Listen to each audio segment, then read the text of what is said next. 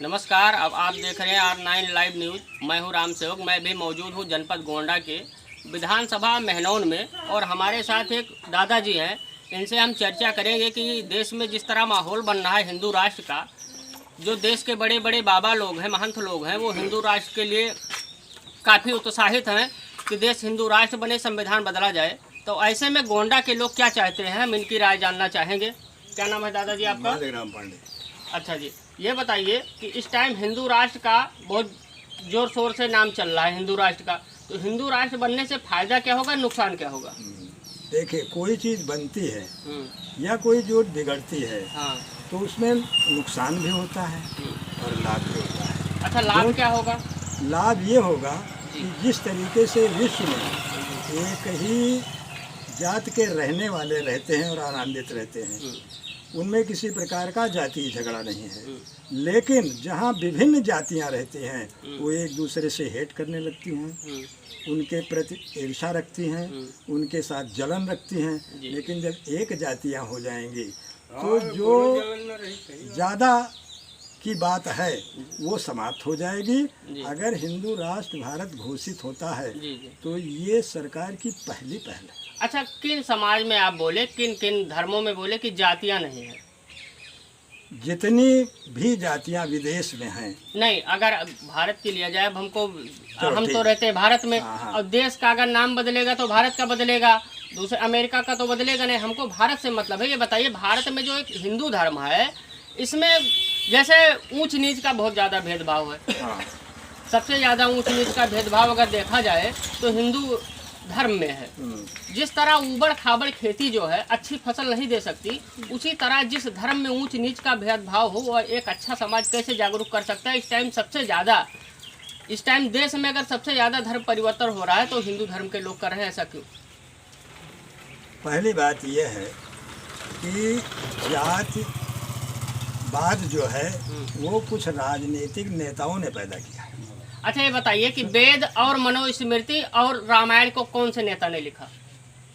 नेता ने नहीं। वर्ण व्यवस्था की शुरुआत तो वहीं से हुई है। नेता ने नहीं किया है। हाँ। किसी महापुरुष ने लिखा है अथवा भगवान ने भी इसका निर्माण किया है। वेद व्यास जी ने वर्ण व्यवस्था जो बनाई है वो आज तक चली आ रही है और हम लोग उसका पालन कर रहे हैं। अब रह गई बात सिर्फ इतनी कि जो जातीयवाद है, हम अपने ही उम्र में कोरी को काका कहते थे और वो हमें बच्चा कह के पुकारता था। लेकिन राजनीति आ करके भारतवर्ष में कुछ ऐसे राजनीतिज्ञ आए जिन्होंने कोरी को हमें काका कहने से मना कर दिया और हम आज उसको काका नहीं कह रहे हैं। लेकिन प्रेम और सौहार्द जो था पहले वो आज नहीं है। अच्छा, ये बताइए, उन्होंने जैसे आपने कहा कि 80 के हैं, वो कोरी समाज से हैं, तो हमको काका कह दिए, हम उनको काका कहें, वो हमको बच्चा कहे। लेकिन आप उनके गिलास का पानी नहीं पिएंगे? नहीं, गिलास पानी पीते हैं। हाँ। गिलास पानी पीते हैं। जब वो हमारे यहाँ काम करता था, हम उससे कहते थे पानी पी के ले आओ जा करके, तो वो गिलास लाता था और उसके लाए हुए गिलास में हम पानी पीते थे। लेकिन ये राजनीतिज्ञों ने हमको इस तरीके से डुबाया है कि उनके प्रथम ईर्ष्या, जलन, वैमनस्यता, द्वेष पैदा कर दिया है उन्होंने। अब जब तक यह बात खत्म नहीं होगी तब तक तो ये कैसे खत्म होगा? ये जब तक हिंदू राष्ट्र घोषित नहीं होगा तब तक नहीं खत्म होगा। अच्छा, जैसा कि हिंदू राष्ट्र का जो मसौदा बन रहा है, जैसा जो बना रही है, उसमें ये संविधान तो हट जाएगा। ये संविधान हटेगा तभी देश हिंदू राष्ट्र बनेगा। और उस जो हिंदू राष्ट्र का जो संविधान जो मसौदा बन रहा है उसमें वर्ण व्यवस्था के हिसाब से न्याय की प्रक्रिया, इस पर आप क्या कहना चाहते हैं कि वर्ण के हिसाब से न्याय मिले, वर्ण व्यवस्था के हिसाब से? जो जब हिंदू राष्ट्र बन जाएगा, मान लीजिए बन गया, तो उसी वर्ण के अनुसार तो वैधानिक व्यवस्था भी बनेगी ना। वर्ण व्यवस्था के हिसाब से सजा का प्रावधान होगा, जैसा कि थाना कोतवाली में मिल रहा है, उसी हिसाब से। हाँ। अगर आप ब्राह्मण हैं तो आप बड़ा भी क्राइम कर देंगे तो आपको छोटा सजा मिलेगा।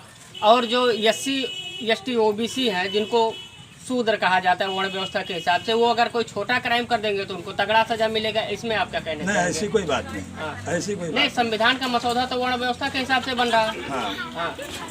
किसी छोटे आदमी ने कोई कत्ल कर दिया तो उसके ऊपर 302 चलेगा, लेकिन अगर हिंदू ब्राह्मण ने अगर कत्ल कर दिया तो उसके पास भी 302 की व्यवस्था है। अच्छा। ऐसी बात नहीं है हाँ। कि उनको छोड़, ब्राह्मण को छोड़ दिया जाए अथवा हाँ। जो छोटी जातियां हैं उनको ले ली जाए, ऐसी कोई बात। अच्छा। हाँ। नहीं, वो संविधान का जो मसौदा बन रहा है वो वर्ण व्यवस्था के हिसाब से बन रहा है, जैसा वर्ण व्यवस्था के हिसाब से उनको सजा का प्रावधान होगा और उसके बाद में अपर कास्ट को राज करने का अधिकार मिलेगा। इसमें क्या कहेंगे? इसके बारे में तो मैं बहुत कुछ नहीं कह सकता। हाँ। कोई जानकारी है मैं नहीं। वर्ण व्यवस्था क्या बने, वो वैधानिक व्यवस्था क्या बनेगी, यही तो हिंदू राष्ट्र, जिसमें वर्ण व्यवस्था लागू हो वही हिंदू राष्ट्र है। हाँ, तो इसके बारे में हम बहुत ज़्यादा नहीं कुछ कह सकते। अच्छा, ये बताइए कि इस टाइम धर्म परिवर्तन क्यों हो रहा है? इसका क्या मूल कारण क्या है? धर्म परिवर्तन इसलिए होता है कि आदमी लोभ और लाभ के पीछे भग रहा है, तो जहाँ लाभ पाता है वहीं अपने को भूल करके वो दूसरे को एक्सेप्ट कर लेता है। अच्छा, दूसरे धर्म वाले कहते हैं कि हमारे धर्म में ऊंच नीच का भेदभाव नहीं है, समानता का अधिकार है, तो ऐसा नहीं लगता कि इस धर्म में नीच बने हैं, उस धर्म में जाएंगे समान बन जाएंगे, इस कारण से जा रहे हो? नहीं, ऐसी कोई बात नहीं है। हाँ। ऐसी कोई बात नहीं, ये लाभ लोभ से लोग जाते हैं। अच्छा। लाभ लोभ जहाँ मिलता है वहीं लोग क्योंकि आप इतना यकीन से कैसे कह सकते हैं कि लाभ में जाते? हाँ, ये मेरे देखने में भी आया है। ये देखने में आया, एक नट जी जिसकी रोजी और रोटी बहुत मुश्किल से चलती थी, जी जी उसको एक मोहम्मद भाई कॉस्ट ने जी। मुसलमान बनाया और उसको जी। अच्छा लाभ दिया अच्छा। और इसलिए वो चला गया। हाँ। और आज दिन भी वहाँ है, हाँ। आज दिन भी वो है। तो मेरी समझ में जो आता है कि जहाँ खाल होता है पानी में ही जाता है। अच्छा। अच्छा, ये बताइए कि जैसे हिंदू राष्ट्र का जो संविधान बन रहा है, मसौदा जो बन रहा है, उसमें मुसलमानों को वोट देने का अधिकार नहीं दिया गया है। उनको पढ़ाई लिखाई तो करने को मिलेगा, सरकारी स्कूल में, सरकारी हॉस्पिटल में उनका इलाज भी होगा, सरकारी नौकरी भी मिलेगी, लेकिन उनको वोट देने के अधिकार से वंचित कर दिया गया। इस पर क्या कहना चाहेंगे? देखिए, बहुत कुछ ऐसे देश हैं जहाँ नारियों की शिक्षा नहीं है। हाँ। नहीं है? है। कौन सा देश है? अरब, अच्छा।